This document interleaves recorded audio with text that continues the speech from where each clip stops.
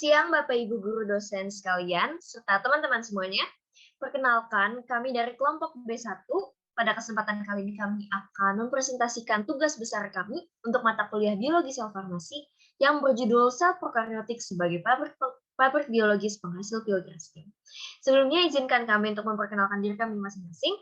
Nama saya Rina Stefani Wijaya dengan NIM 162215052. Saya Kania Puspitasari dengan NIM 162211005. Perkenalkan, nama saya Starsya Estrel Soekardi dengan NIM 162211025. Perkenalkan, nama saya Nadifa Rizky Hartanto dengan NIM 1622130. Perkenalkan, nama saya Divi Safia Daniswara dengan NIM 162211074. Saya Mika Lady Yulia Marpaung dengan NIM 1622197. Perkenalkan, saya Vera Natali Setiawan dengan NIM 162212120. Baik, kami akan memulai presentasi. Baik, sebelum membahas mengenai Filgrastim, ada baiknya kalau kita mengenai sel prokaryotik sebagai pabrik biologisnya terlebih dahulu. Sel merupakan substansi unit terkecil makhluk hidup yang diselimuti oleh membran, berisi larutan konsentrat, serta memiliki ukuran, bentuk, dan fungsi yang berbeda-beda. Sel ini dibagi menjadi dua, yaitu sel eukaryotik dan sel prokaryotik yang akan menjadi fokus pembicaraan kita. Sel prokaryotik ini adalah jenis sel yang tidak memiliki membran inti. Sel prokaryotik terbagi menjadi dua domain, ada eubakteria dan archaebakteria. Adapun struktur sel prokaryotik sebagai berikut. Yang pertama ada dinding sel. Dinding sel ini berbahan dasar peptidoglikan, bersifat kaku, serta berfungsi melindungi sel dan memberikan bentuk pada sel. Yang kedua ada membran sel. Membran sel berfungsi memisahkan bagian dalam dan luar sel, serta mengatur lalu lintas molekul yang keluar dan masuk sel. Yang ketiga ada sitoplasma yang tersusun atas sitosol dan organela. Yang keempat ada ribosom yang tersusun atas protein dan RNA dan berfungsi pula dalam sintesis protein. Yang kelima ada flagella atau silia yang berperan dalam pergerakan sel. Yang keenam ada villi atau fimbriae yang berperan dalam kolonisasi. Yang ketujuh ada nukleoid.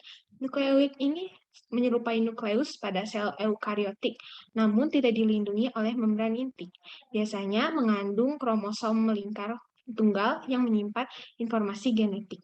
Yang kedelapan ada plasmid. Plasmid ini DNA ekstrakromosal seperti gambar di bawah, jadi dia terpisah dari DNA bakterinya. Dan plasmid ini dapat bereplikasi meski sel sedang tidak membelah diri.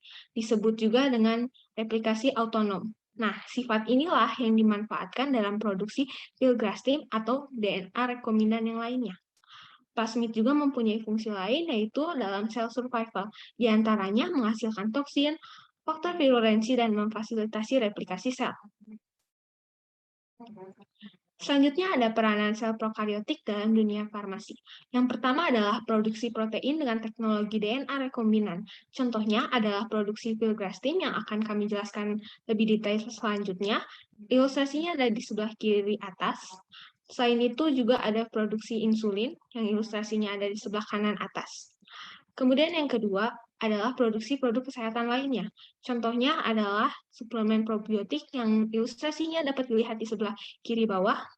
Yang ketiga ada diagnostik. Dengan mengetahui sel prokaryotik, terutama bakteri yang sering menginfeksi manusia, kita dapat mendiagnostik manusia sedang terinfeksi bakteri apa. Kemudian selanjutnya adalah analisis mutu produk farmasi.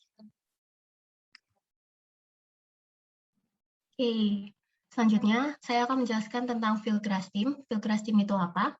Filgrastim atau neopogen berasal dari kata neo dan gen. Neo memiliki arti neutrofil dan gen itu memiliki arti genesis. Genesis itu kan kita udah tahu artinya adalah making atau create. Jadi filgrastism atau neopogen itu merupakan obat yang dapat menstimulasi atau merangsang tubuh untuk membuat neutrofil. Nah, ini ada informasi umum tentang filgrastism itu sendiri. Yang pertama golongan. Filgrastism itu termasuk ke golongan obat resep. Jadi kita kalau misalkan mau membeli filgrastism itu nggak bisa asal aja. Kita harus menggunakan resep dokter. Terus yang kedua itu ada kategori filgrastism ini termasuk ke dalam hematopoietik. Nah, hematopoietik ini apa? Hematopoietik ini merupakan proses pembuatan sel darah. Jadi filgrastism itu bisa menstimulasi tubuh untuk membuat sel darah.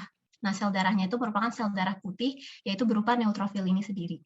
Lalu yang ketiga ada manfaat. Manfaatnya adalah untuk mengatasi neutropenia akibat dari kemoterapi. Lalu yang keempat, untuk ibu hamil dan menyusui, obat ini termasuk obat kategori C. Maksudnya apa? Kalau untuk ibu menyusui sendiri, ini sudah terbukti obat ini tuh berbahaya karena filgrastim ini dapat menyerap sampai ke ASI. Tapi kalau untuk ibu hamil tersendiri, ini belum ada penelitian yang membuktikan. Tapi udah ada penelitian ke binatangnya kalau ini tuh berakibat ke janin.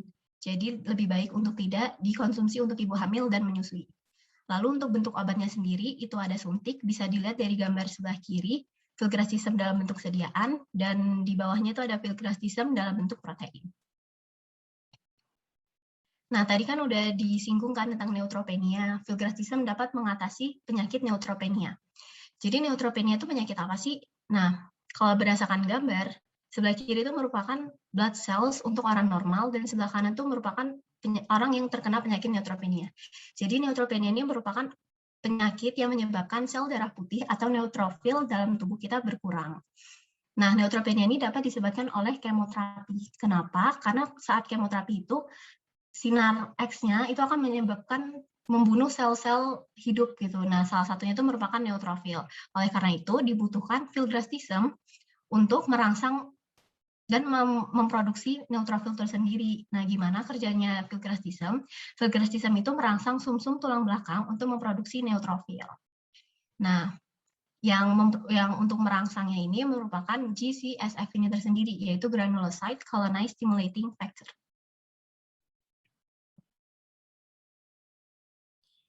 Oke, selanjutnya saya akan menjelaskan tentang sejarah penemuan filgrastim atau GCSF. Nah, pada pertengahan 1960-an, Bradley dan Metcalfe di Melbourne, Australia, dan Ichikawa, Putznik, dan Sachs di Rehoboth, Israel, secara independen menemukan faktor perangsang koloni atau yang biasa kita sebut dengan CSF. Nah, pekerja-pekerja di Melbourne ini mencoba menumbuhkan sel leukemia limfoid murin dengan melapisinya dalam kultur agar di atas lapisan pengumpan dari berbagai jenis sel. Ketika sel sumsum tulang normal digunakan sebagai lapisan pengumpan, mereka terkejut mengamati bahwa koloni sel sumsum itu tumbuh, dirangsang oleh faktor penyebar dari lapisan yang mengandung leukemia sel. Dalam mengejar pengamatan ini, mereka menemukan bahwa fragmen-fragmen lain jaringan dan garis sel dapat merangsang koloni granulosit makrofag pembentukan. Mereka menyebut zat yang menyebar ini sebagai perangsang koloni atau CSF. Nah, di Israel, Sachs dan teman-temannya tertarik pada regulasi diferensiasi klonal sel darah. Mereka pertama kali menggunakan sistem kultur cair dan kemudian dipindahkan ke media semi padat yang berisi agar lebih sederhana untuk membedakan dan mengisolasi klon individu sel. 20 tahun antara penemuan CSF dan ketersediaannya untuk studi klinis dipenuhi dengan kegembiraan dan kekecewaan karena banyak penyelidik berusaha untuk memurnikan dan mengkarakterisasi faktor-faktor ini dan memahami pentingnya fisiologis mereka. Pada akhir tahun 1970-an, dihargai bahwa ada beberapa CSF. Bahan stimulasi yang awalnya terdeteksi dalam urin manusia adalah dicirikan sebagai glikoprotein dengan berat molekul 50.000 hingga 70.000. Bahan serupa ditemukan di supernat dari tikus garis sel fibroblast sel L yang ditunjuk. Faktor ini yang merangsang pertumbuhan monosit dan makrofag disebut makrofag faktor perangsang koloni atau MCSF. Dari jaringan paru-paru tikus yang diobati dan endotoksin, faktor kedua yang merangsang pembentukan koloni granulosit dan makrofag diisolasi dan disebut GMCSF.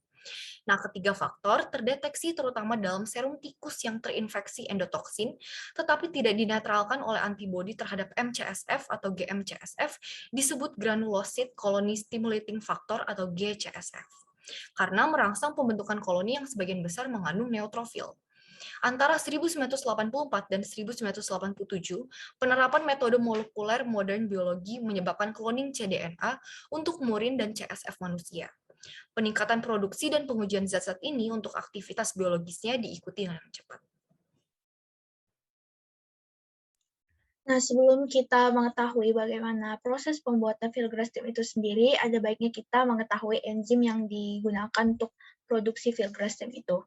Jadi filgrastim adalah analog faktor stimulasi koloni granulosit yang digunakan untuk merangsang proliferasi dan diferensiasi granulosit. Ini adalah farmasi analog dari GCSF alami. Obat ini dihasilkan dengan teknologi DNA rekombinat. Filgrastim ini dihasilkan dari strain Escherichia coli yang diubah secara genetik menjadi granulosit koloni stimulating factor. Jadi enzim pertama itu ada enzim restriksi digunakan untuk memotong DNA. Bakteri menghasilkan enzim restriksi untuk menghancurkan DNA fage yang menginfeksinya atau yang masuk ke dalam sel bakteri itu. Enzim restriksi memotong DNA bukan pada sembarang tempat, tetapi memotong pada bagian tertentu. Bagian pada DNA yang terkena pemotongan itu dinamakan dengan sekuens pengenal. Sekuens pengenal adalah urutan bahasa tertentu yang dikenal oleh enzim restriksi sebagai bagian yang akan dipotong. Nah, seperti gambar ini tuh enzim E. coli pada Escherichia coli. Enzim E. coli ini memotong DNA pada bagian urutan bahasanya yaitu GAA-TTC. Jadi GAA-TTC ini adalah sekuens pengenal bagi E. coli pada enzim restriksi ini. Lalu ada enzim DNA ligase digunakan untuk menyambung DNA. David Jackson, Robert Simon, dan Paul Berg melaporkan bahwa mereka berhasil membuat molekul DNA rekombinant. Mereka berhasil menggabungkan fragmen DNA dengan cara memasangkan ujung sticky ends dari satu fragmen dengan fragmen lainnya, kemudian menggabungkan kedua ujung fragmen tersebut secara kovalen dengan menggunakan enzim DNA ligase. Yang ketiga ada enzim transkripsi balik. Enzim transkripsi balik itu kebalikan dari proses enzim transkripsi. Kalau enzim transkripsi itu dia itu membuat RNA dari DNA. Kalau transkripsi balik dia membuat DNA dari RNA. Kalau Howard, Temin, dan Baltimore itu menemukan enzim transkripsi balik yang digunakan oleh retrovirus untuk membuat kopi DNA berdasarkan RNA-nya. Enzim transkripsi balik ini kemudian digunakan untuk mengkonstruksi kopi DNA yang disebut cDNA dengan menggunakan RNA sebagai cetakannya. Dengan demikian, bagian dari gen dapat disintesis berdasarkan mRNA.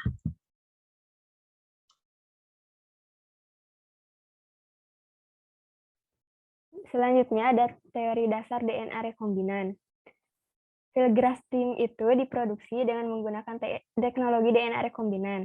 Nah, teknologi DNA rekombinan sendiri itu merupakan teknik penggabungan dua DNA untuk menghasilkan organisme baru dengan sifat yang dikehendakinya. Nah, tahapan dari DNA rekombinan itu ada 3. Yang pertama yaitu isolasi DNA. Tujuan dari dilakukannya isolasi DNA itu yaitu untuk memisahkan DNA donor dan plasmid dari makromolekul lain. Kemudian, tahapan yang kedua adalah memotong serta menyambungkan DNA. Gen target yang ada dalam DNA donor serta plasmid yang sudah diisolasi tadi, kemudian dipotong dengan satu enzim, yaitu enzim restriksi. Kemudian, setelah dipotong oleh enzim restriksi tadi, gen target serta plasmid kemudian disambungkan oleh suatu enzim lagi, yaitu enzim ligase. Kemudian, gen target dan plasmid yang sudah disambungkan tadi itu disebut dengan DNA rekombinan. Tahapan yang selanjutnya adalah tahapan transformasi. Transformasi itu adalah proses masuknya DNA rekombinan ke dalam organisme. Jika sudah masuk ke dalam organisme, DNA rekombinan itu akan bereplikasi seperti DNA lainnya. Nah, gambar di samping itu merupakan visualisasi dari tahapan DNA rekombinan. Aplikasi dari teknologi DNA rekombinan selain pada produksi filgrastim, ada juga dipakai untuk produksi insulin, untuk terapi gen, serta pada produksi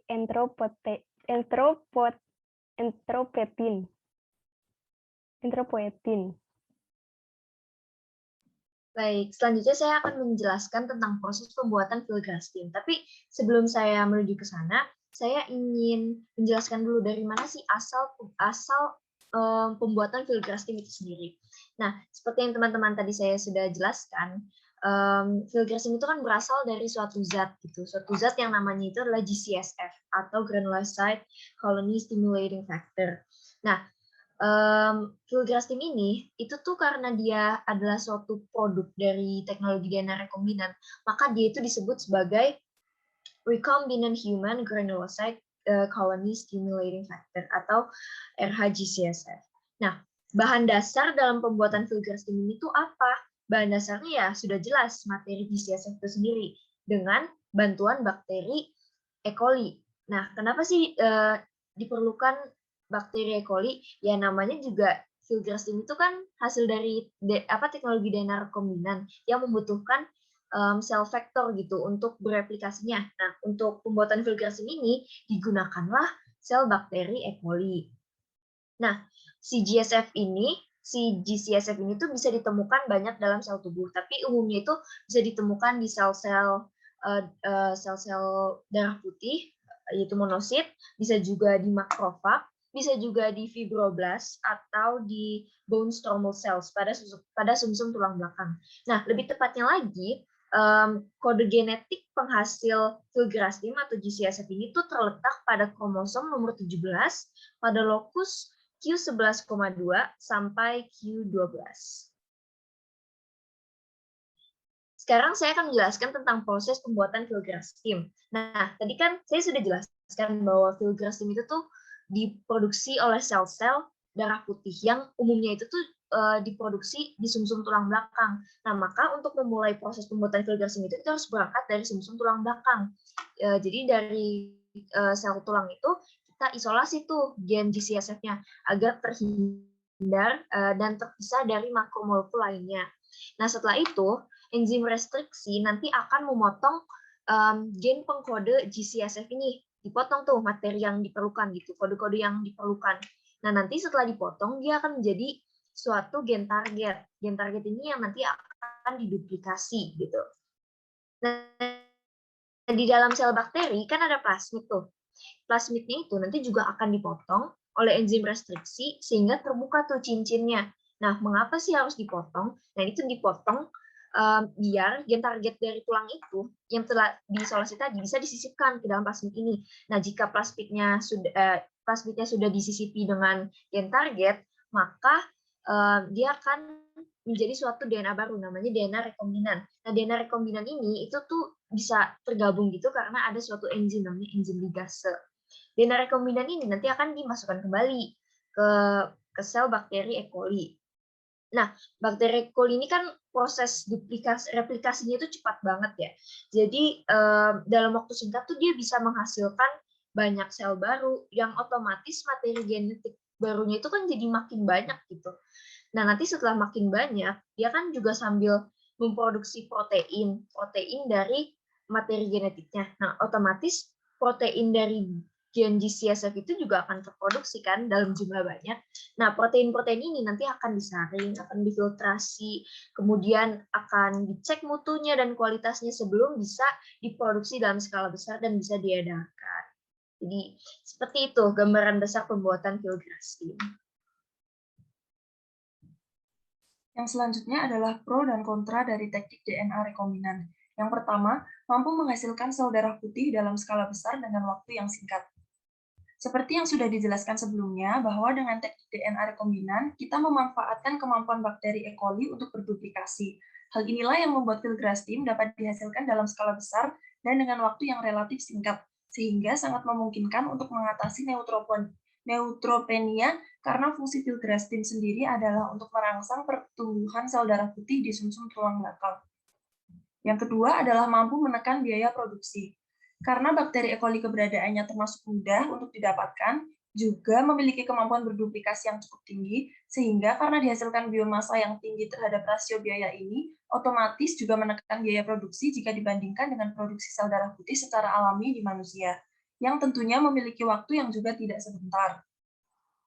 Yang ketiga adalah produk yang dihasilkan lebih unggul dan higienis. Kenapa lebih unggul dan higienis? Karena langsung dihubungkan dengan DNA pembuatan yang bersangkutan dan menggunakan teknologi canggih dalam produksinya. Yang selanjutnya adalah mengenai kontra dari teknik DNA rekombinan. Yang pertama ada timbul kekhawatiran apakah gen yang disisipkan akan diwariskan atau tidak diwariskan ke generasi berikutnya.